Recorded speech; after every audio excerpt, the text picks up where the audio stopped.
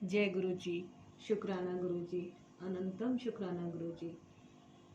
तेरी दया से घर मेरा धाम बन गया, मैंने सिर को झुकाया और हर काम बन गया। जय गुरु जी। शुक्राना गुरु जी। शुक्राना मेरे मालिक, सबका भला करना गुरु जी। संगत जी, आप सबको भी मेरी जय गुरु जी। और गुरु जी ने जो मुझे ये थॉट मेरे दिमाग में दिया है दिव्य आभा पढ़ने का, ये मैं आप सबके लिए पढ़ रही हूँ। और ये पार्ट 3 है। आप सब लोग उसे प्रेम पूर्वक सुनेगा और ज़्यादा से ज़्यादा संगत तक पहुँचाने का, नई हो पुरानी हो, प्लीज़ अपनी सेवा दीजिएगा। और ये भी एक सेवा ही है ना। सिमरन, सेवा, सत्संग, ये 3 काम तो हमें ज़रूरी करने चाहिए। तो सिमरन तो हम सब लोग करते रहते हैं गुरु जी का, उठते बैठते जय गुरु जी। तो ये एक छोटी सी सेवा है कि ज़्यादा से ज़्यादा वीडियो को शेयर कीजिए। एक एक जना कम से कम 10 संगत को ये वीडियो जरूर शेयर करें, ताकि ज़्यादा से ज़्यादा लोग इसका पुण्य लाभ ले सकें। और पुण्य क्या चीज़ है? पुण्य है हम भक्ति में अपना थोड़ा सा ध्यान लगाएं, ईश्वर का ध्यान हम ज़्यादा से ज़्यादा कर सकें, उससे हमारे पुण्य अर्जित होते हैं। और हमारा भक्ति में, सेवा में मन भी तभी लगता है जब हमारे पुण्य जागृत हो जाते हैं, है ना। जब हमारे ज़्यादा पुण्य होते हैं तो भी हम भक्ति का और सेवा का भाव मन में ला पाते हैं, अदरवाइज तो नहीं हो पाता, है ना। जैसे गुरुजी अगर हमें अपनी संगत बनाते हैं तो वो भी गुरुजी हम पर कृपा करते हैं, है ना। तो ये गुरुजी का एक विशेष काम है जिसका मेरे ऊपर जिम्मा आया है। गुरुजी के आदेश अनुसार मैं दिव्य आभा का पाठ कर रही हूँ और आप भी सभी संगत इसमें मेरा सहयोग करें, ऐसी मैं आशा करती हूँ। बाकी जैसी गुरुजी की इच्छा, जिस संगत के पास ये दिव्य आभा पहुँचनी होगी गुरुजी खुद से पहुँचा ही देंगे, है ना। तो आप सभी लोग इसमें अपना जो जो सहयोग दे सकते हैं वो ज़रूर दें। और आपका ये सबसे बड़ा सहयोग यही होगा कि आप सभी लोग इसको, वीडियो को शेयर करें। गुरुजी ब्लेसिंग कल्याण कित्ता चैनल, ये गुरुजी का ही चैनल है, इसे सब्सक्राइब करें और वीडियो को लाइक करें और जय गुरुजी लिखना बिल्कुल ना भूलें, ज़रूर से लिखें, है ना।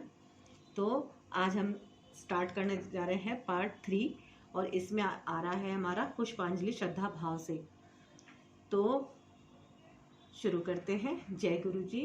सारी संगत भी एक बार मेरे साथ जरूर बोले जय गुरु जी। शुक्राना गुरु जी। तो पुष्पांजलि श्रद्धा भाव से। शिष्य को गुरु की ओर ले जाने वाली कड़ियां बहुत अनोखी होती हैं। शिष्य सदा यहाँ वहाँ हाथ पैर मारता ही रहता है, उसे कोई मार्ग नहीं सूझता है, वह स्वयं आगे बढ़ने में असमर्थ है, किंतु गुरु भौतिक रूप में उसके समक्ष ना होकर भी उसका मार्गदर्शन करते रहते हैं। गुरु इस प्रकार उसके पथ प्रदर्शक और गंतव्य दोनों ही हैं। यह कठिन पर्वतारोहण के समान है और गुरु पर विश्वास बनाए रखकर ही हम शिखर तक पहुंचने का सामर्थ्य प्राप्त कर सकते हैं। इस संबंध में सबसे अधिक आवश्यकता विश्वास और श्रद्धा की है। यदि आप गुरु पर शंका करेंगे तो आप अपने पैर पर स्वयं कुल्हाड़ी मार लेंगे। आपकी यात्रा तो प्रारंभ होने से पूर्व ही समाप्त हो जाएगी। भले ही शिष्य को अपने गुरु के लिए अपने मन में स्थिर विश्वास स्थापित करने में कठिनाई हो, गुरु इस कार्य में भी उसकी सहायता करते हैं। गुरु को केंद्र बिंदु मानकर अनुयायी के लिए आवश्यक है कि वह अपनी समस्त शंकाएं मन से निकाल दे। गौतम बुद्ध ने भी कहा था, जिस प्रकार स्वर्ण को परखने के लिए उसे अग्नि में जलाया, काटा और गाड़ा जाता है, उसी प्रकार मुझे स्वीकार करने से पहले मुझे अच्छी तरह से परख लो। मेरे लिए अपने मन में केवल आदर भाव रखकर मुझे स्वीकार करने की भूल ना करो। प्रारंभ में अपने गुरु स्वामी रामकृष्ण परमहंस के लिए भी युवा नरेंद्र स्वामी विवेकानंद के मन में ऐसे ही संशय का भाव था। उनके गुरु ने एक बार उन्हें बताया था कि धन के लिए उनके मन में कभी कोई भाव उत्पन्न नहीं होता है, अपितु वेदना होती है। एक रात उस युवा ने उनके सिरहाने के नीचे एक सिक्का छिपा दिया। उस पूरी रात उनके गुरु को नींद नहीं आई। विवेकानंद की इस छोटी सी परीक्षा ने उनके गुरु की सत्यता सिद्ध कर दी। संशय की समाप्ति पर शिष्य अपने गुरु के पास आदर भाव से जा सकता है। अपने आध्यात्मिक प्रशिक्षक के साथ उसके संबंध और प्रगाढ़ हो जाते हैं। वह न केवल जीवन भर मरणोपरांत भी गुरु के साथ निर्वाह करता है। ऐसे विश्वास और श्रद्धा की नींव पर ही भवन बन सकता है। अनुयायी को यह भी समझना आवश्यक है कि वह गुरु का ही आत्मिक प्रतिबिंब है। यह भी ध्यान रखने योग्य है कि गुरु अवसर आने पर अपने भक्त को अवश्य परखते हैं। एक किंवदंती है, सिंह परिवार का एक शावक अपने परिवार से अलग हो गया और भेड़ों के साथ रहने लगा। धीरे धीरे उसका स्वभाव भी भेड़ों की भांति हो गया। वह दहाड़ लगाना भूलकर उनकी भांति मिमियाने का प्रयास करने लगा। एक दिन अचानक एक शेर यह देखकर चकित रह गया। उसने शावक को पकड़कर झिंझोड़ा और दहाड़ कर बोला, तुम्हें क्या हुआ है? तुम भेड़ों की तरह व्यवहार क्यों कर रहे हो? उस शावक ने घबराते हुए उत्तर दिया कि उस शेर से अवश्य कोई भूल हुई है। वह तो वास्तव में एक भेड़ ही है। इस पर वह शेर उसे खींचकर एक झील के पास ले गया और वहां उसने उसे उसका और अपना प्रतिबिंब दिखाया। तब जाकर उस शावक ने अपना वास्तविक रूप पहचाना। गुरु का कार्य भी कुछ इसी प्रकार का होकर सरल नहीं होता।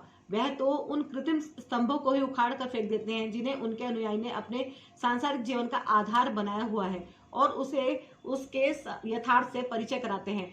हम हाड़ मांस के जीव जंतु नहीं हैं, हम तो उस परमात्मा का ही प्रतिबिंब है। आत्मा का परमात्मा में विलय ही हर आत्मा का अंतिम ध्येय है, और हम इस लौकिक विश्व की मोह माया के जाल में फंसकर उस लक्ष्य को भूल गए हैं।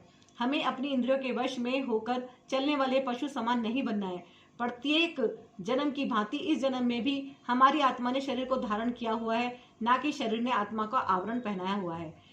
गुरु के कमल चरण स्पर्श कर उनकी पावन शरण में जाकर ही मूल परिवर्तन संभव है। मन में स्वाभिमान की समाप्ति होने पर ही वास्तविक ज्ञान का बोध होता है।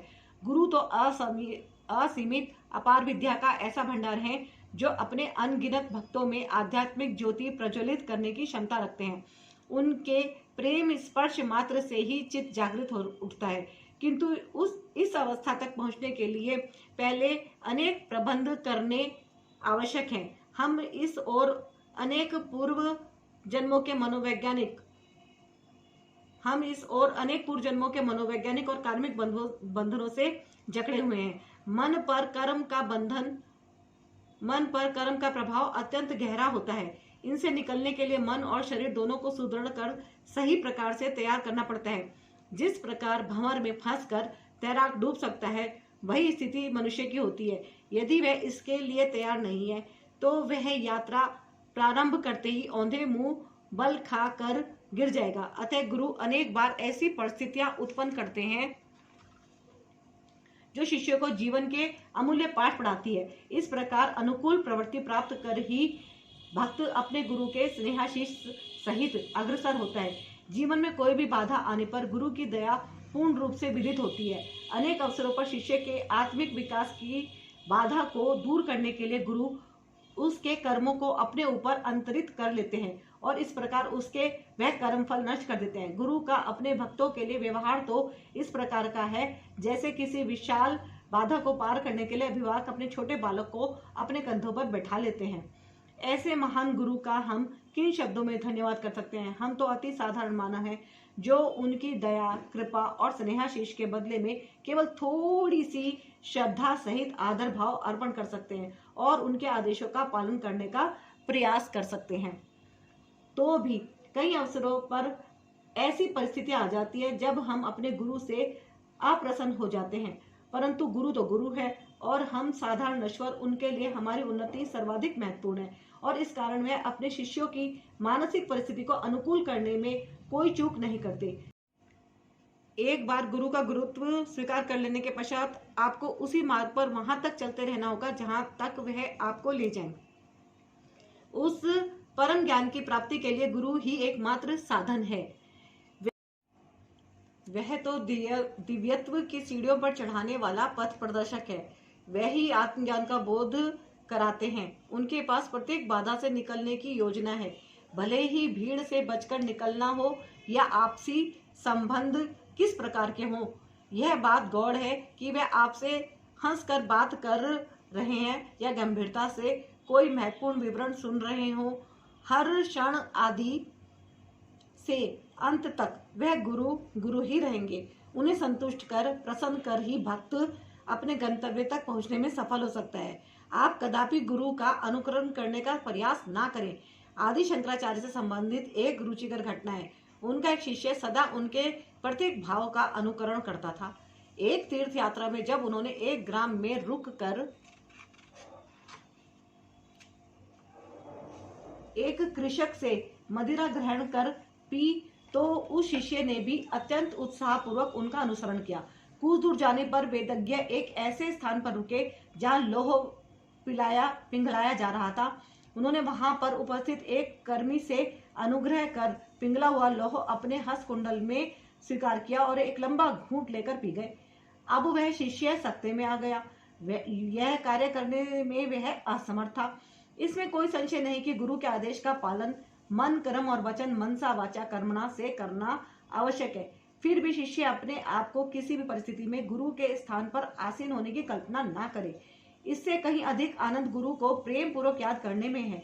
इस प्रकार गुरु शिष्य के संबंधों को अत्यंत बल प्राप्ति होती है। आध्यात्मिक रूप से गुरु के पास हमारे कृत्रिम अहम को नष्ट करने के शस्त्र हैं, किंतु जब तक हम आप निर्भीक होकर अनावृत होने को तत्पर नहीं है, गुरु की पूरी कृपा पाने में असमर्थ ही रहेंगे।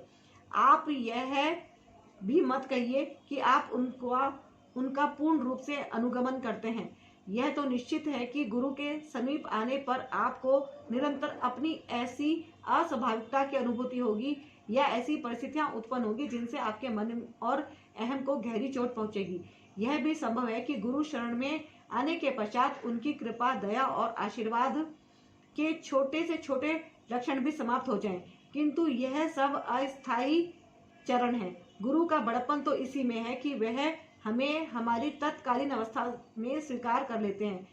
सब अवगुण सहित हमारे सब दोषों को भी प्रेम से स्वीकार कर लेते हैं। अपनी शरण में किसी के भी आने के लिए कोई प्रतिबंध नहीं लगाते हैं। सर्वरूपेण परिपूर्ण सच्चिदानंद में आसक्त उन्हें ना किसी उपहार की आकांक्षा है, ना किसी भौतिक वस्तु की कामना। उनकी दृष्टि सब पर एक समान है। वह कभी कोई पक्षपात या भेदभाव नहीं करते। असीम आकाश की भांति किसी को भी स्पर्श के बिना वह सब भक्तों को अपना आलिंगन अर्पित करते हैं। वह तो शाश्वत सत्य शिव के साक्षी सर्वज्ञाता है। अनंत को निरंतर देखती उनकी निर्भीक स्थिति दृष्टि में प्रत्येक अनुयायी के मन में उत्पन्न हो रहे प्रत्येक भाव को समझने की शक्ति है। गुरु सर्वोच्च है, उनकी समानता करना असंभव है। उनकी भव्यता, उनकी महिमा तो स्वर्ग लोक में निवास करने वाले देवी देवताओं से भी उच्च है। सूर्य, चंद्रमा, समस्त नक्षत्र और तारे तो उनके आवरण पर पड़ी हुई धूल के कणों की पपड़ी के समान है।